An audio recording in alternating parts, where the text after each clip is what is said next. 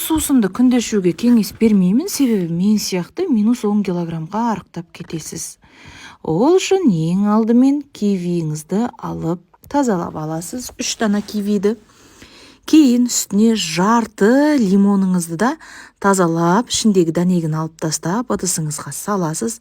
Үстінен 100 грамм су құясыз да, блендердің көмегімен езіп аласыз. Мінекей, сіздің дәп осы смузиіңізді күнделікті кешкі астың орнына ішу арқылы арықтап, ағзаңызды шлактардан тазалайтын боласыз және тойымдылық сезімін ұялататын смузидің бірі. Қыс айында көп қыз келіншектер артық салмақты тез қосып аламыз.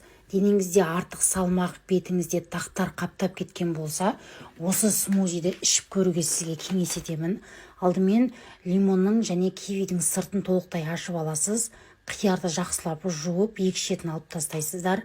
Барлығын кубиктап турап, өзіңізге кез келген ыңғайлы ыдысыңызға саласыз. Лимонның дәнегін алып тастаңыздар.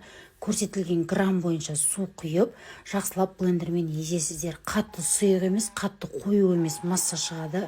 Бұл смузиді ішу арқылы денедегі артық шлактан құтыласыз, бетіңіздегі артық тақтан